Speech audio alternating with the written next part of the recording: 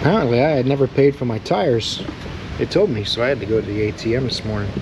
And Dunkin' Donuts. It's gonna be a great day. I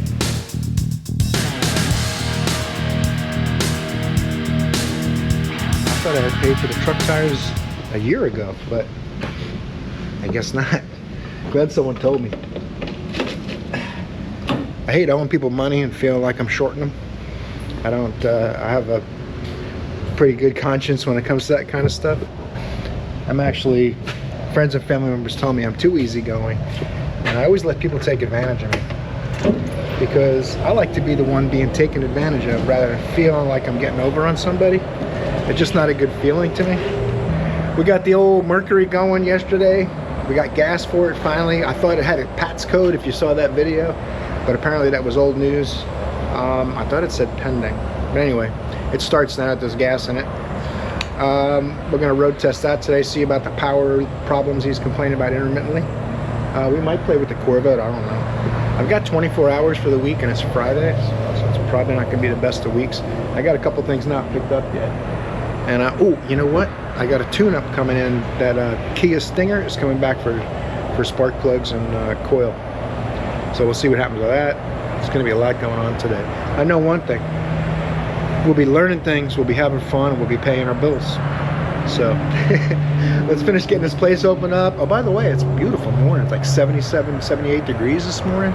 The humidity's not too crazy. I hope it's nice where you're at. Let's get this place open and get to work. What do you say? Stay tuned. Look at all of those Kia parts for the Stinger.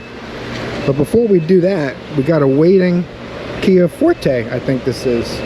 We're gonna put the scanner in it. It stalls. 2017 with a lot of miles. The wipers are halfway decent. That's a good way to know if someone takes care of their car. Just look at the wipers. If the wipers are pretty decent, they probably take decent care of their car. At least that's my experience. What do you guys think? I'm gonna give it a 4. 172,580 miles. Said it stalls all the time. And I believe him, because when I started it up, it didn't run good. Felt like it had a misfire. I can smell gas. So I wouldn't be surprised if it's got dripping injectors and rich fuel trim codes and stuff, but right now we're just playing hunches. I'm gonna tune out the music, get these two talking, get this bag out of my way. Oh, Tootsie Rolls, anybody want one? Delicious. Tire light was blinking, check engine lights on, airbag lights on. 25 miles to the gallon is not very good for one of these. I think my suspicions might be correct. All right, let me finish this, send a report like we always do. So we have it all recorded, and then we'll look at some codes. USA. I'm babbling, and we got work to do here. What's up? No time for babbling. I got my fuel pressure gauge on the Mercury from yesterday. When you turn the key off on that car, the fuel pressure dropped right up to 0. So there's two possibilities. The check valve in the pump is no good. It's supposed to hold some kind of fuel pressure. Usually overnight it'll drop about half. If it runs at 30, it'll be about 15 psi in the morning. Every car's a little different. But when it drops like that, there's only two possibilities. The fuel pressure regulator is bypassing. The fuel pump check valve is sticking open or not working at all. Or a fuel injector is leaking really bad. But I don't think it's that, because it would have a misfire.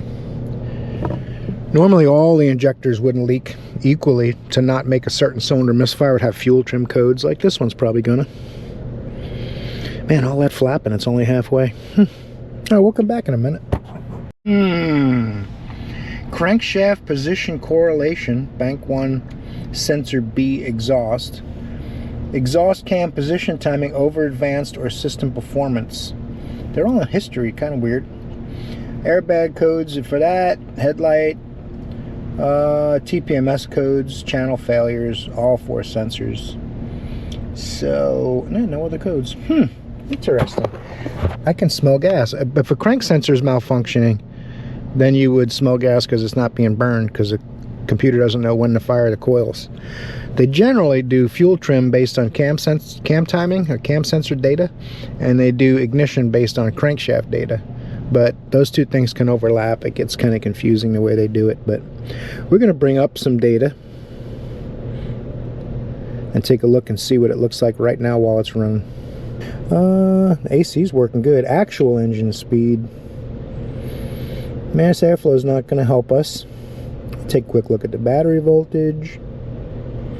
I want to see brake lamp switch is working, so it knows when you're coming to a stop. Maybe that could potentially have something to do with it.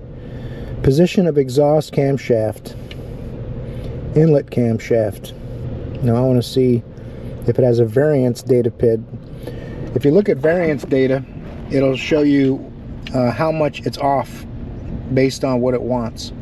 So the other two data PIDs are good too, but the variance is all that really matters. Some cars don't give it to you though.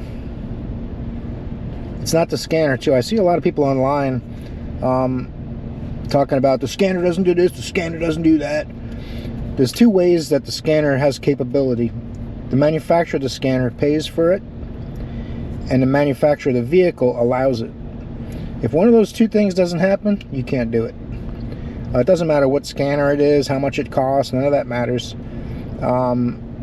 It only matters what that brand paid for the capability of the scan tool you bought. Generally, the more expensive ones, they paid for more capability. So that's how that works.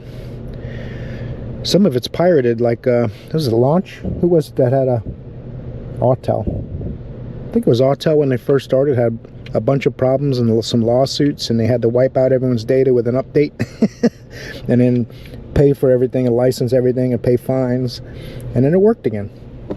A lot of companies take the shortcut to get their product moving on the market and then correct everything as needed in court. Not really a good business model, but it seems to have paid off for a lot of companies.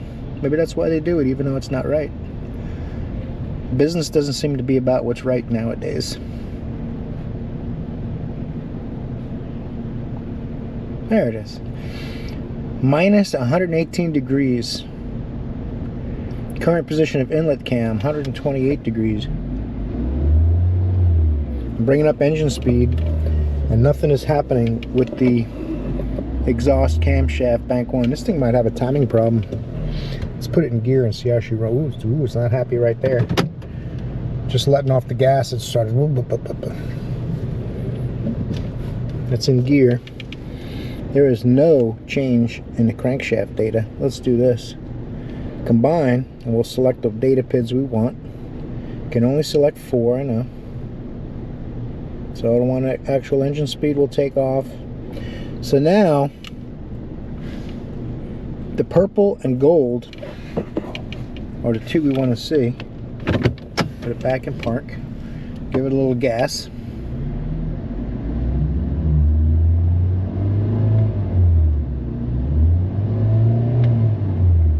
Okay, the purple one, the exhaust one will change.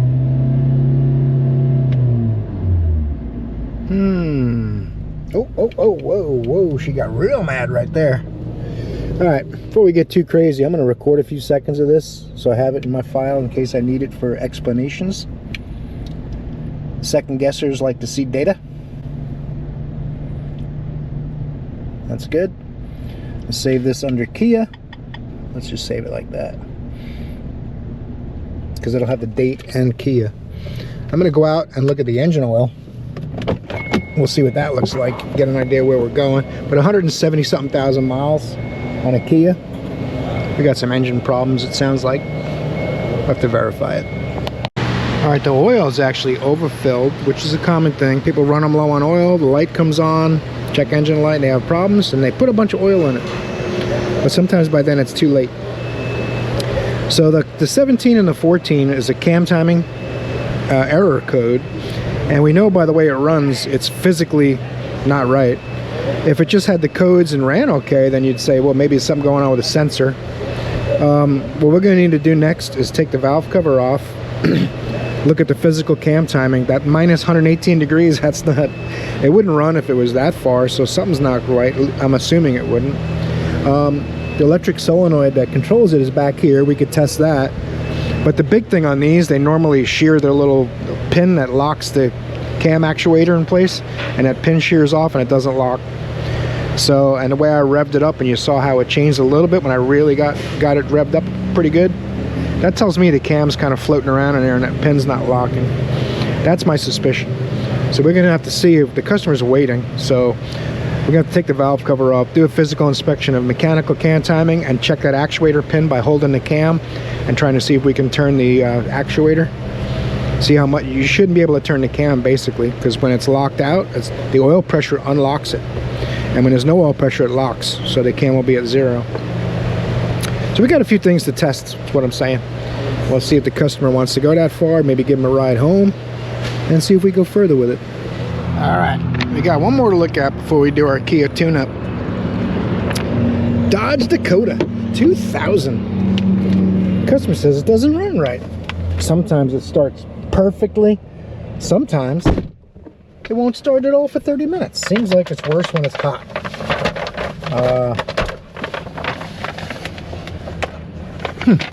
We got 1 hour. Figure it out. Needs a headliner.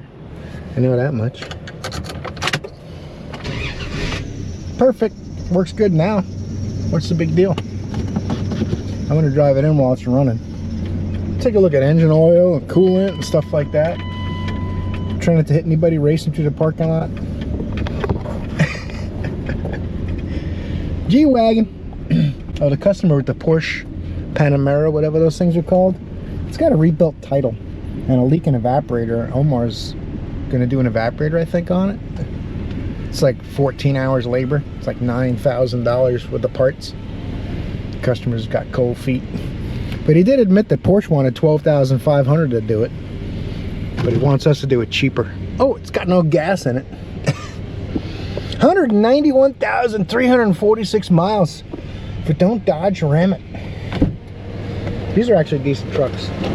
Back when Dodge used to make pretty good vehicles.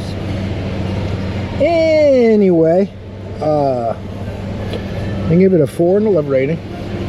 We'll grab the scanner and see what the scanner says. We'll take a look around, like I said, under the hood. Before I get it too hot, I want to open the radiator and look at it. See what we can find. Oh, there's some, it's either brass, metal in there of some kind, or bars leak. But there's got coolant in it, so that's good. Fairly new fan clutch, fairly new water pump. When I say fairly new, I mean like within 3 or 4 years. We'll check the oil. Maybe we'll run this thing some more and see what happens when it gets hot. Big Mad, no self-communication. Hey, stop. Diagnose. American. If it don't Dodge, ram it. This is going to be under Ram or Dodge. I don't know. We'll look under Dodge, see what happens. Same thing. But sometimes the scan tool gets mad if you're on the wrong label. Let's see. I got to hum. There's music in the background, even with the doors closed and the windows up. Wait, this window's not. Okay. No check engine light when it's running, which is kind of strange, but like I said too, it's almost out of gas. The oil's nasty looking. Air filter's new. Brakes are all in good shape. Tires are in good shape. The wipers are borderline.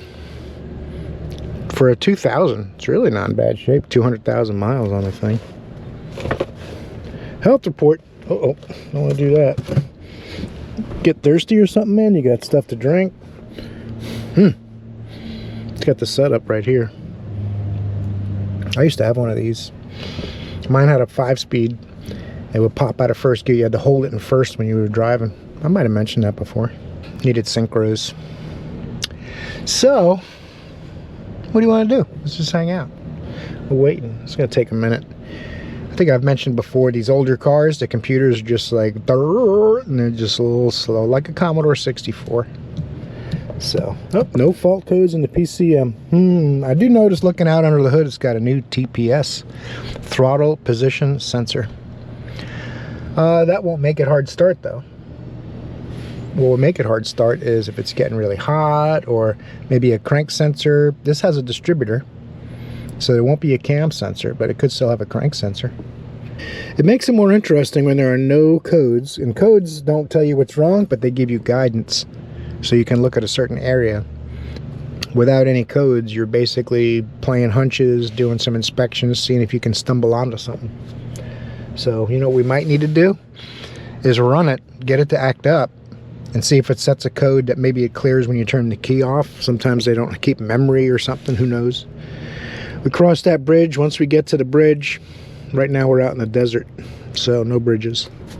Look at that, no codes in anything. Impressive. All right, fire it up.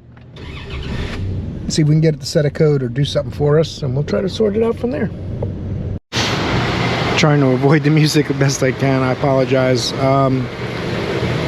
145 degrees. It's warming up. Target idle and regular idle look good. Map volts good. TPS volts. Current sync state, which is timing. In sync. Cam and crank. So it's happy with that.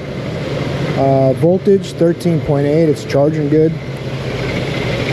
I've seen quite a few of these where the coil goes bad. When it gets hot, the coil won't fire a spark, or it fires an ultra weak spark. So it's probably going to be something like that, especially with no codes. So we're going to let it run and see. And we'll come back when something happens. 2014 Nissan Pathfinder Hybrid. The battery light's on and it stalls intermittently. I got the Dakota running out back. Doesn't have a lot of gas in it, but we'll see what happens with that. I think they said they replaced the battery, and it does look like they have. Let's get the scanner on it and see what the codes are. No key detected. It's right here. That means the battery is really weak in the key fob. See if that goes away. Nope. Interesting. I didn't ask about that though. 147,615 miles. Wow. It's amazing. Now the battery light is definitely on. She's big mad. We're gonna figure it out. No big deal. AC works nice. Unlike the Dodge Dakota, I put the AC on in that, and the belt started screeching. So I think that thing needs a belt and tensioner right off the bat. It's not EV. DS Nissan, regular Nissan. What do you think? Which one should I pick? I'll go with this one. Diagnose. Seems like there's a lot of running around this morning. The customer with the Kia Forte approved 2 hours to take the valve cover off, check to see if that pin's sheared in the cam or not. I'm going to pull the solenoid out, see if there's any debris on it. I'm assuming he left it when he taking his engine apart. So we'll see what happens with that. I wanted to look at this, at least try to see if I could figure out what's wrong with this one pretty quickly. And then we'll be pulling the Kia back in, taking the valve cover off of that. Oh yeah, I confirmed everything. It's perfect. Let's do it. Health report.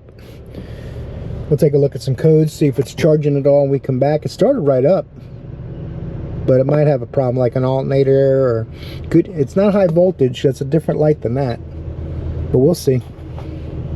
Well, maybe I'm wrong. Wouldn't be the first time. POA 08 DC to DC converter. Uh-oh. Left main shaft sensor, right main shaft sensor for the back door, I guess. No other codes, no engine control module codes. This is the concerning one. TPMS codes. That's really common on a vehicle that's 10 years old. The batteries are probably dead in all of them, but engine signal 1 in the ABS. That's strange. We'll make some notes. Look these codes up real quick, see what the common problems are, check for bulletins and recalls and stuff like that, and then we'll come back. It tells you to check the coolant level in the hybrid cooling system and to check air ducts going to the battery. Kind of strange. For kicks, I cleared the codes, they don't come back. I think I'm going to take it for a drive and see if it acts up. Very strange. I wonder if maybe they put a battery in it and didn't clear codes or something. I thought it says in the notes that it shut off on them. I'll go drive it and see if it shuts off on me. But this guy wants to look at his cam timing issues and see what's going on. I'm going to pull the solenoid out first, look for debris, see if it's stuck open. We can do an ohm test on it. We can tap on it and see if it'll move, that kind of thing. Sometimes they get sludged up. Sometimes they fail electrically, but when they fail electrically, it won't hold itself open. It'll normally fail closed. So I'm leaning more towards something under the valve cover. But we'll take a look at that first.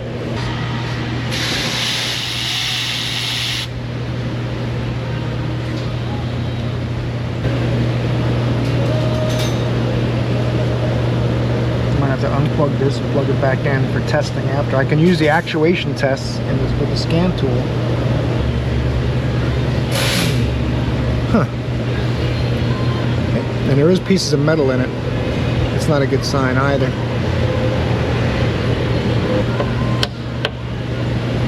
Let's hook the scanner up to it and see what it does. You can also just use temporarily touch 12 volts to it, but I'd rather use the scanner if I can. See if I can get you a better view here. Going an oil solenoid control test. What we're going to do is turn the solenoid on. We should see it move. If it doesn't move, that means it's probably already moved, but we'll go off and on a few times. Oil control valve until stop. Ignition on, engine off. Press start if you're ready.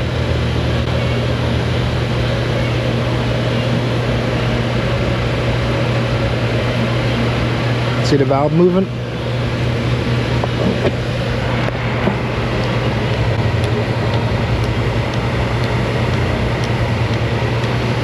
So it's doing something. You can hear it click too.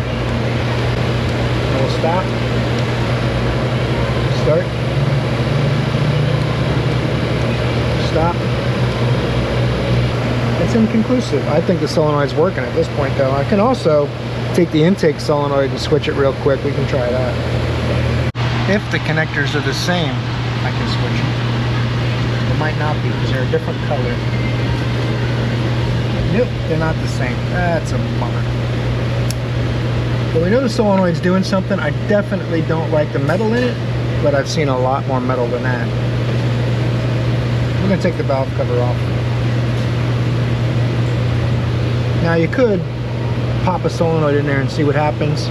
I'm going to spray that screen out a little bit just to feel better about it. We'll pop it back in, get this valve cover off, get a look in there. Keep in mind too, seeing that pintle move is what we want.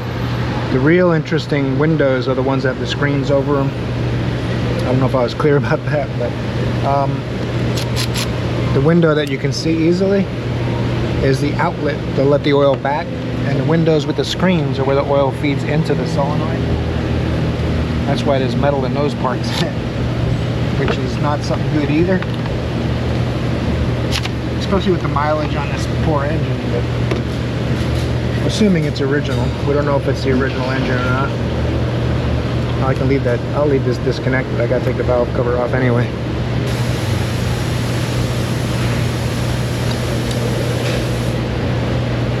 These aren't even tight. Someone's already been in here messing with this thing. I just realized the coils aren't tight. That's a bummer. Not even close.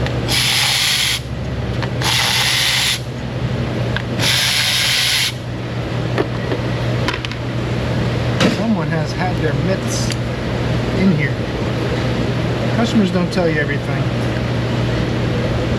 It's on a need-to-know basis. I'm not sure why people do. We've discussed it before, but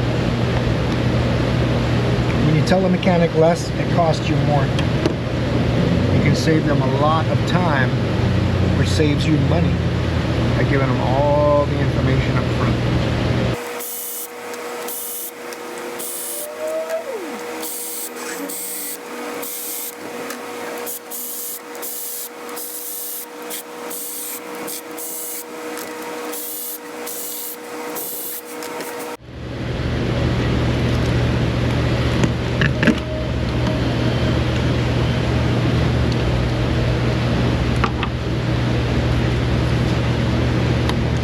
I don't know if they're going to get me a valve cover gasket or not, so I'm going to try not to rip it.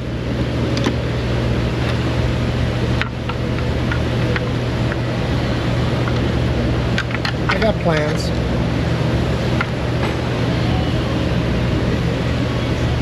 Need something to turn this with. Oh, that's not good. You see that? It needs a timing chain, so that means it jumped. But we'll try to turn the cam anyway, just for giggles. We'll check that pin on the camshaft. If we do a timing chain, you may need a camshaft too, unless you can get the pin out. I think there's a hole from the backside, if I remember correctly. It's been a few years since I messed with one. Might have to call Rob, my Hyundai Kia expert.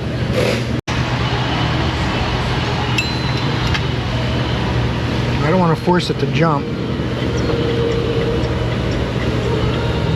don't think I should be able to rock that cam at all, tell you the truth, but it doesn't turn without the phaser much, just the tiniest little bit.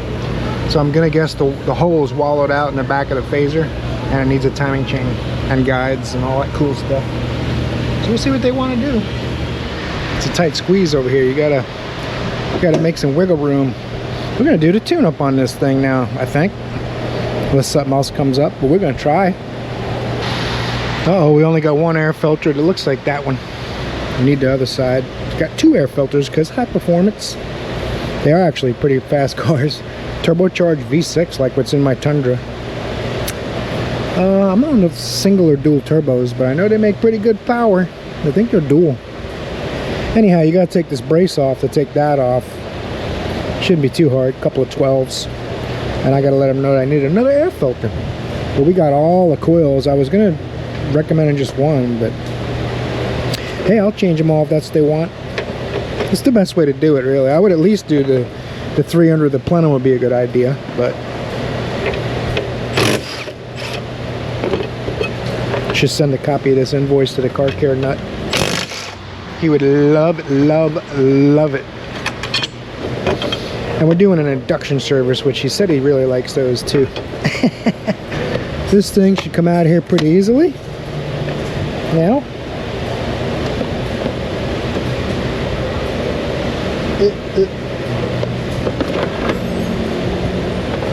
that's right, she's nasty. That's the one.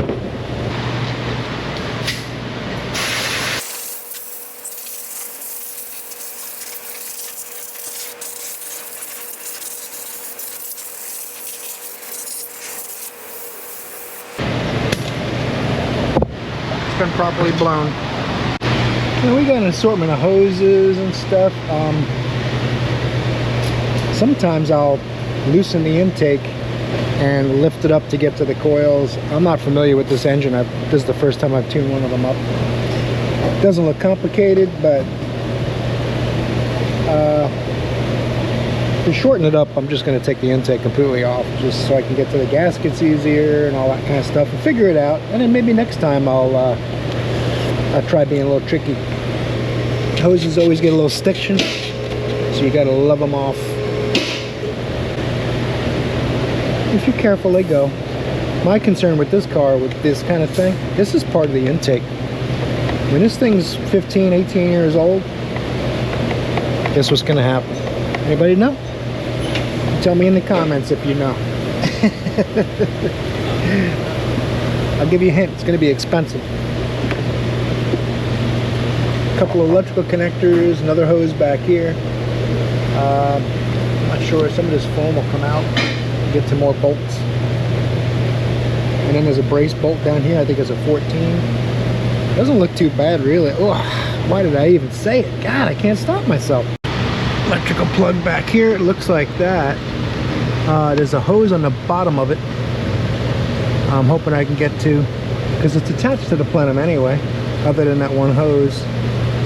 And then I got the brace bolt out. I got this clamp loose, but boy, that's stiff. This one they don't want you playing with, I guess, because it breaks off when they torque it.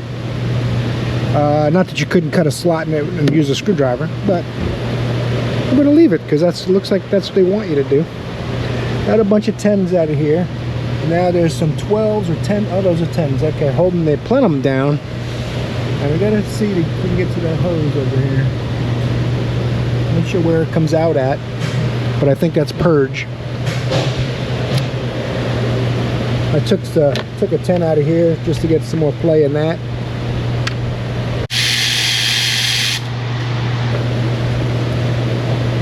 Oh, there's one more. I see it.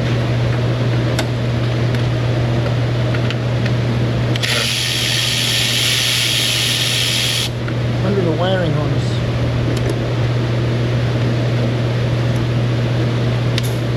Another wiring harness covering the bolt.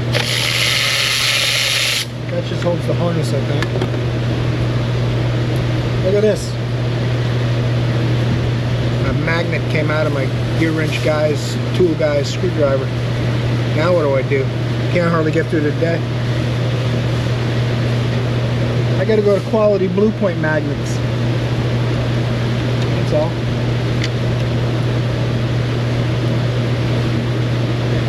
for that. Oh man, closer than we've been all day to getting something done. Man, this air inlet is pretty serious because of all the turbocharges. They don't want any horsepowers escaping.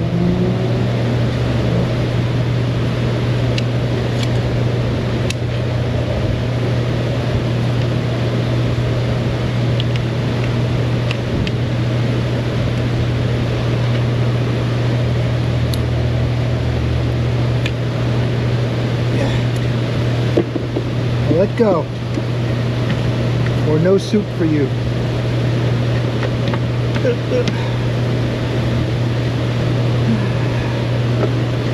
You guys see what it is? Oh, you know what it is? I lifted up too far in the back, and the studs in the front are about that long. Some of them are studs with a 10mm nut, and some of them are bolts. So I got to push it back down on that and lift it up a little straighter, I think. But at the same time, I got to pull it off this. And this doesn't want to go. It's quite a conundrum. Something that should be simple. Maybe if I pull this out of the way. What do you think? You got any opinions? Some people on the internet have opinions, I heard.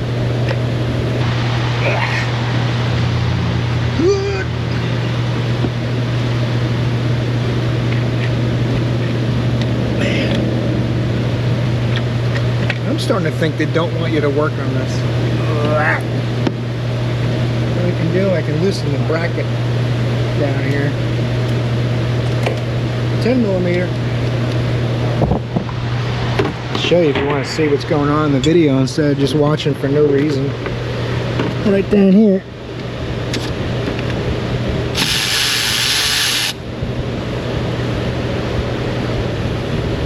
I know it wants to fall, so I'm trying not to let it. I win. Well, okay, now I win. What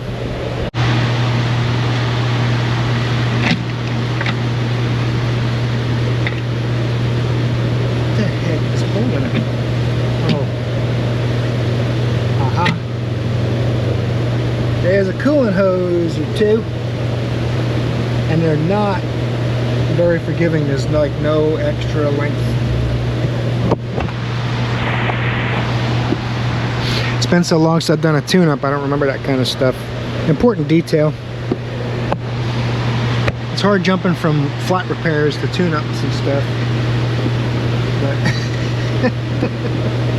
we're gonna do what we can do. I'm gonna take the throttle body off instead of messing with the coolant. What do you think? Got everything else detached, might as well.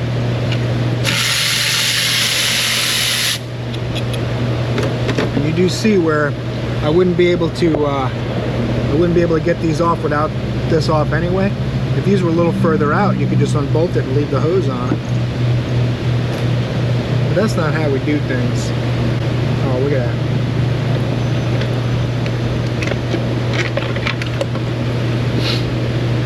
Oh, that's struggling.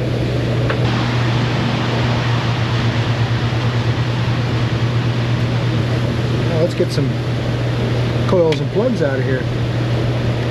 Doesn't get much easier than that now.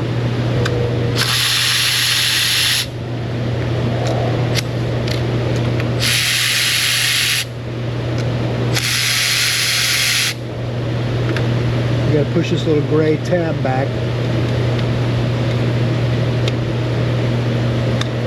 Or sometimes you can sneak in there with a pick tool. Take it off without even discombobulating that.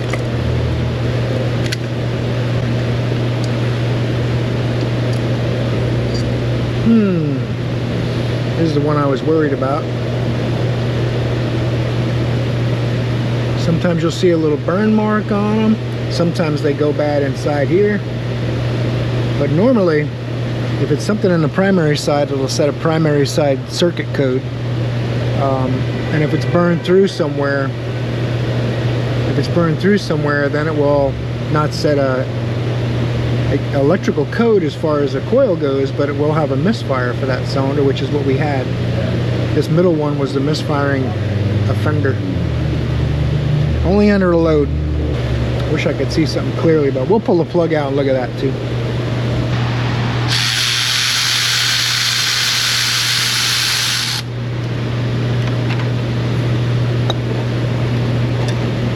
Uh-oh. There's a misfire. That little black line looks like some hairs on there. That's carbon tracking. And what's happening is the spark is running down the case of the ceramic onto the metal portion of the plug instead of going in the cylinder, because the electricity is supposed to look like this. There's nothing on that one.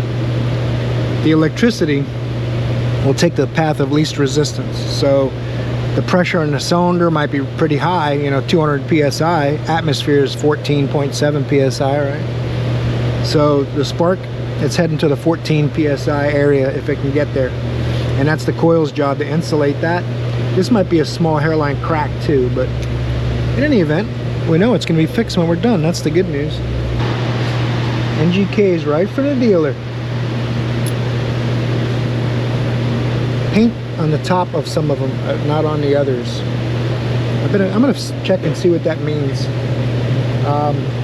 With individual coils, there's no positive and negative firing. But I did notice some of them have paint marks, some of them don't. The 4 out of 1 box are painted, and the 2 that were by themselves in the other box are not. So I'm going to say it doesn't matter. I'm calling an audible.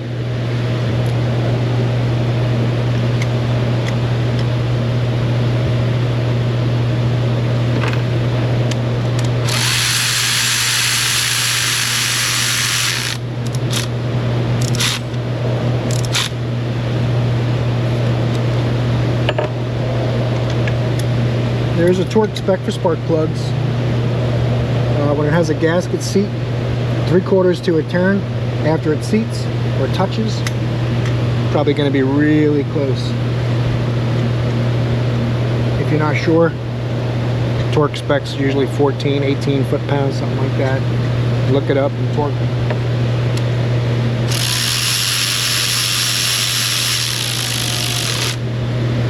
That's about a 1/4 turn already passed. 3. That's a pretty good tug. Let's go see what the torque is, just for kicks. I'll put this on 14. And we'll see. 14. Let's go 16.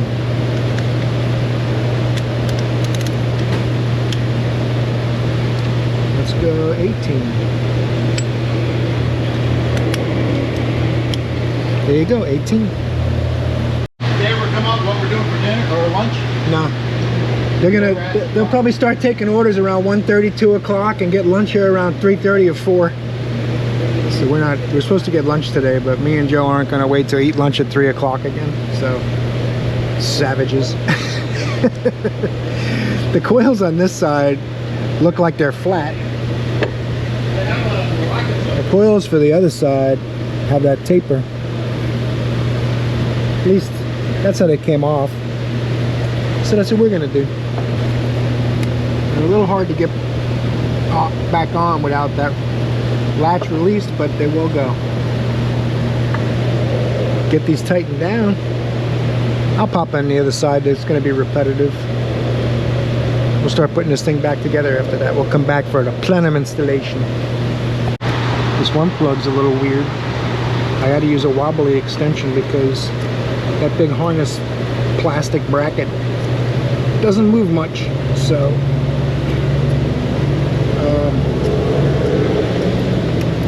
show you what I mean when I get this out. There it is. A little wobbly extension makes all the difference, like duck fat.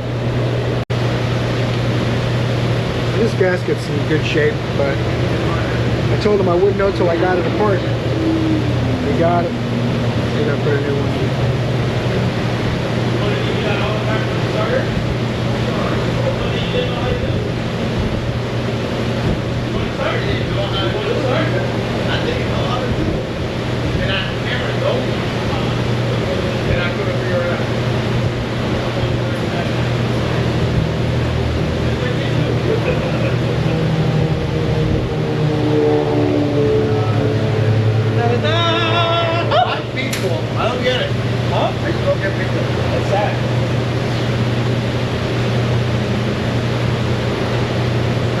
intake on a Kia?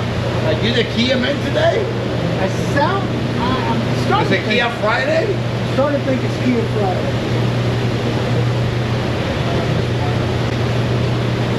We're gonna have smart ones over there in Temple Use. Oh yeah.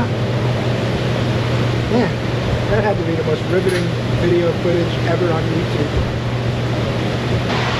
Yeah. You gotta go under these little brackets over here. Onto the studs. Over the river. And through the woods.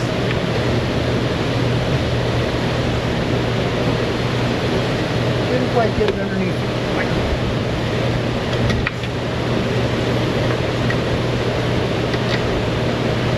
There's some stuff going on. There is some stuff going on.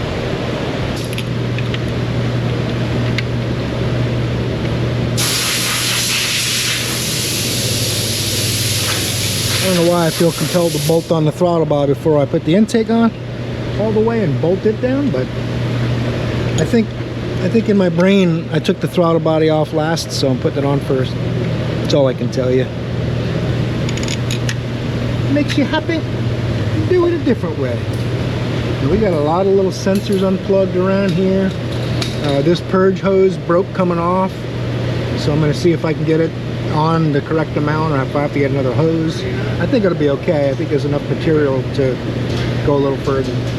Broke off about the end of it, about that big. My primary thing's going to be getting this torque down first.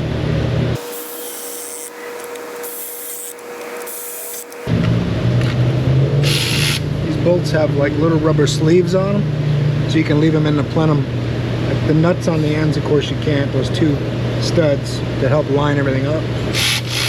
The rest of them I left in the plenum.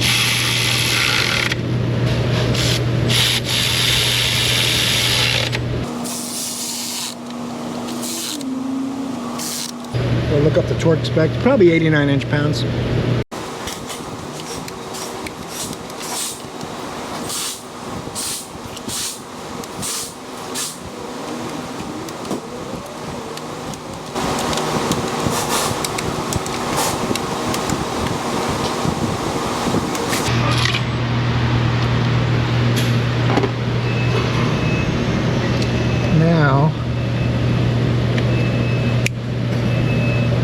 Now we get into the detail phase. After this monstrosity is shoved back in place as hard as possible. Need two hands. I try not to lubricate these because of all the boost and stuff. We gotta put our little clutch 3 times. Next thing you know, you're in Kansas. This has got to go up here. There's no bolts in there. Everything kind of falls in place. I got a bunch of 10s I got to work with. There's like 6 or 8 of them on my cart. Bolts for these harnesses all bolt back to the plenum and all that kind of stuff. Not hard, just got to be patient. Go over it a couple times, make sure you didn't miss something. Purge valve, that actually bolts in place too. A broken hose. We got some room. Might as well do this one while we're here. Now I'm going to grab my nuts and get them tightened up. We'll be good to go.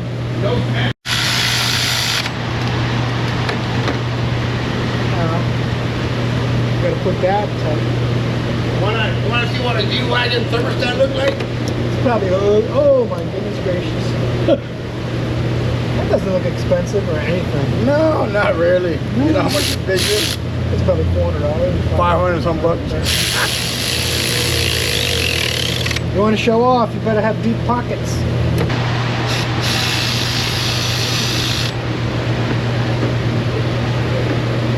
What else? You see anything else I missed? You guys are on me in the comments, man. I appreciate that. All the love and support. We're up to 5 people at realized that the Toyota had an adjustable alternator, manual adjustment. I bet a lot more of you noticed it too, but didn't say anything because you're nice. But I was curious to see how much interest it would generate. It's kind of sad that when you do things dumb, you get a lot more interest.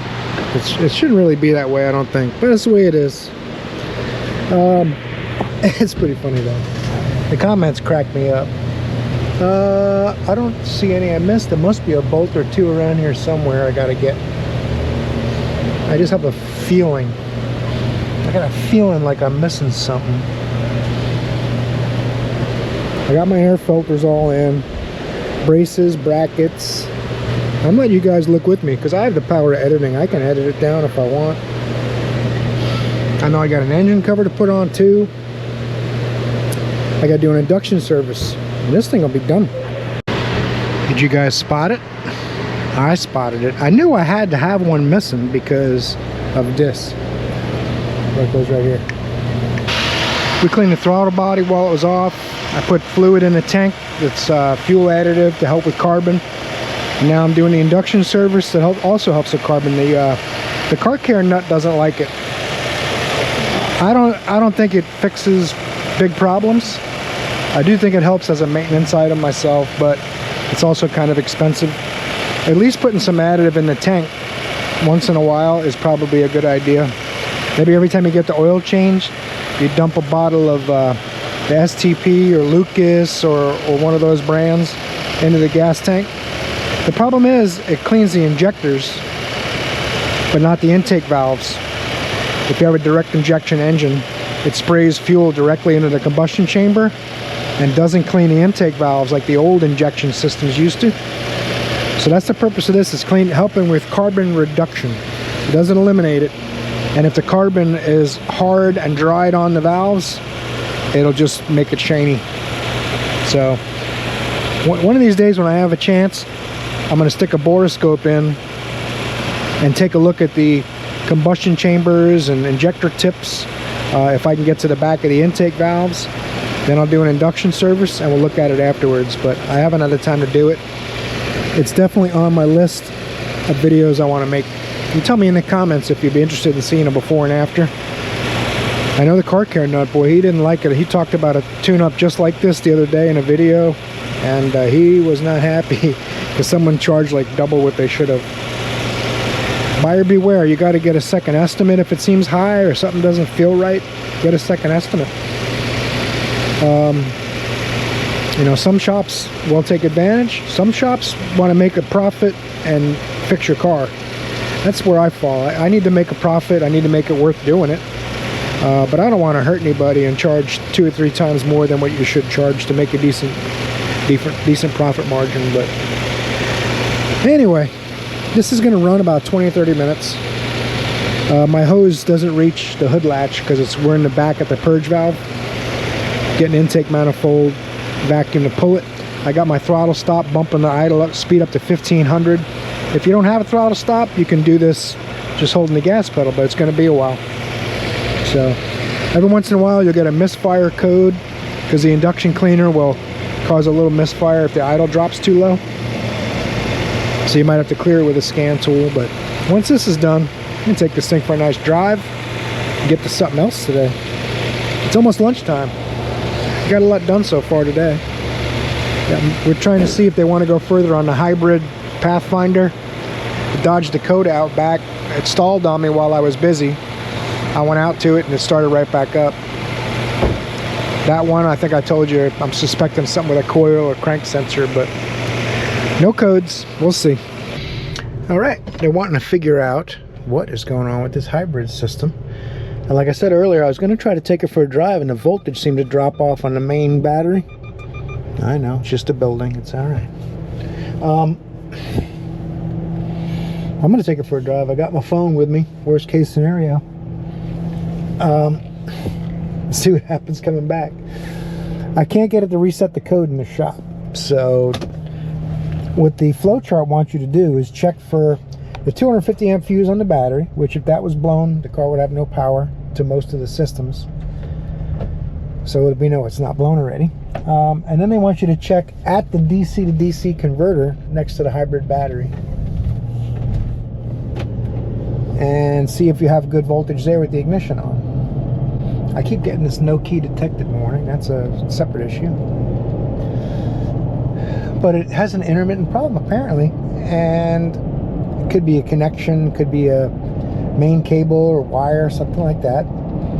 The problem with this thing is getting in there, you have to disable the high voltage system while you're poking around in there.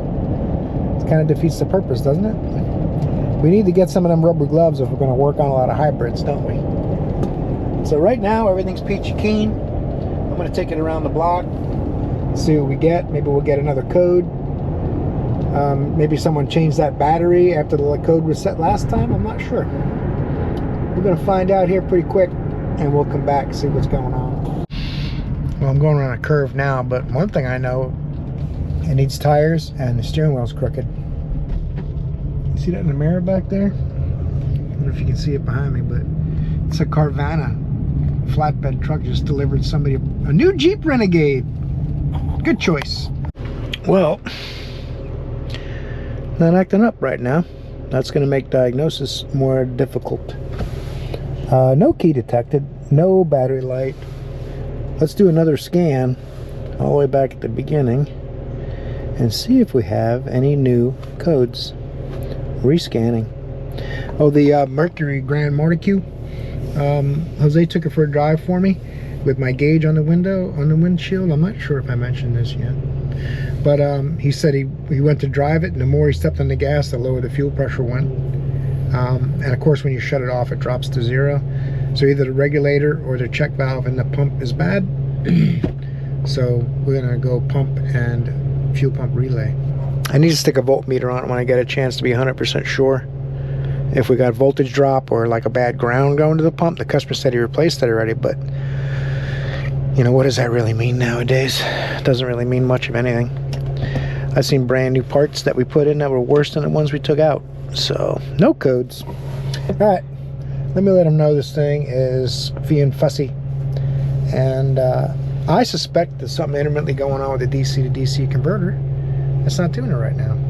So all the poking around, testing with meters and all in the world isn't going to do me any good when I can go right in here, right to EV,